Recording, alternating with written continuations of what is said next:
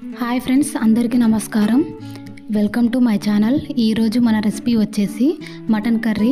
ముందుగా దానికోసం 4 టేబుల్ స్పూన్ల ఆయిల్ పోసుకొని అందులోకి సాజీరా, ఇలాచి, లవంగాలు, బగారాకు వేసుకొని ఒక్కసారి కాస్తగా ఎర్రగా అయ్యాక అందులోకి ఒక మీడియం సైజు ఉల్లిపాయని ముక్కలుగా కట్ చేసుకొని వేసుకోవాలి. ఈ ఉల్లిపాయలు అనేది పచ్చివాసన పోయేంత వరకు వేయించుకోవాలి. నాన్ వెజ్లోకి ఎప్పుడైనా కూడా ఉల్లిపాయ అనేది పచ్చివాసన పోయేంత వరకు ఫ్రై చేసుకోవాలండి. అలా అయితేనే నాన్ వెజ్ కాస్త టేస్టీగా ఉంటుంది. ఇందులోకి అప్పటికప్పుడే ఫ్రెష్గా దంచుకున్న అల్లం వెల్లుల్లి పేస్ట్ వేశాను. ఈ అల్లం వెల్లుల్లి పేస్ట్ కూడా పచ్చివాసన పోయేంత వరకు ఫ్రై చేసుకోవాలి. ఇది కాస్త ఫ్రై అయ్యాక 2 పచ్చిమిర్చిని సన్న ముక్కలుగా కట్ చేసుకొని వేసుకోండి. అందులోకి 2 రెమ్మల కరివేపాకు కూడా వేసుకోవాలి. ఈ మటన్ కర్రీలోకి నేను మటన్ని 1/2 kg వరకు తీసుకున్నాను. ఇక్కడ నేను మటన్ని 2 times సాల్ట్ వాటర్ వేసుకొని వాష్ చేసుకొని వేసుకుంటున్నాను. ఈ మటన్ వేసుకున్న తర్వాత ఒక్కసారి మొత్తం అంతా బాగా కలిసేలా కలుపుకున్న తర్వాత ఈ మటన్లో నుంచి ఉన్న వాటర్ అంతా బయటకు వచ్చేంత వరకు మనం మూత పెట్టుకొని ఫ్రై చేసుకోవాలండి.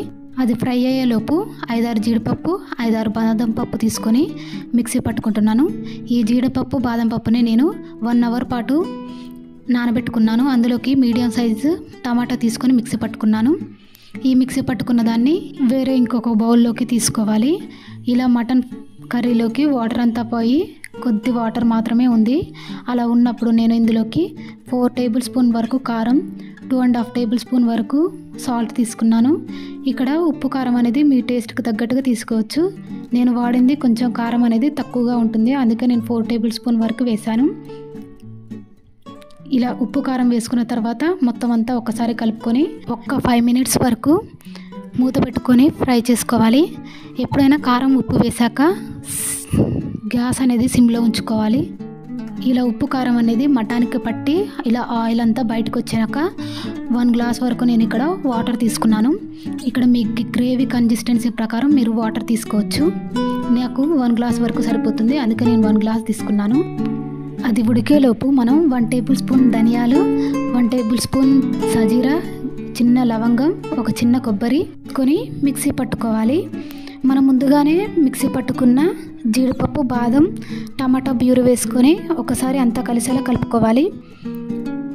ఈ మటన్ని 15 to 20 minutes వరకు కుక్ చేసుకోవాలండి. అలా అయితేనే మటన్ సాఫ్ట్గా కుక్ అవుతుంది. మీరు తీసుకున్న మటన్ని బట్టి ఒక 10 నిమిషాలు అటుగాను, ఒక 10 నిమిషాలు ఇటుగాను పడుతుందండి. నాకు ఇక్కడ 25 to 30 minutes పట్టింది. ఆ తర్వాత మనం మిక్సీ పట్టుకున్న గరం మసాలా పౌడర్ని వేసుకోవాలి. ఈ గరం మసాలా పౌడర్ వేశాక ఒక 2 minutes కుక్ చేసుకుంటే సరిపోతుంది. ఇక్కడ మనకు గ్రేవీ కన్సిస్టెన్సీ ప్రకారం ముందుగానే ఆఫ్ చేసుకోవాలనేది మీ ఇష్ట ప్రకారం చేసుకోవాలండి. ముక్క కూడా సాఫ్ట్గా ఉడికిపోయింది. ఈ కర్రీని మనం అన్నంలోకి ఇంకా చపాతీలోకి కూడా తినొచ్చు. ఎప్పుడు ఒకేలా కాకుండా ఇలా ఒక్కసారి ట్రై చేయండి, బాగుంటుంది. మీకు కనుక నా వీడియో నచ్చినట్లయితే లైక్ చేయండి, షేర్ చేయండి, కామెంట్ చేయండి, సబ్స్క్రైబ్ చేయడం మర్చిపోకండి. Thank you for watching.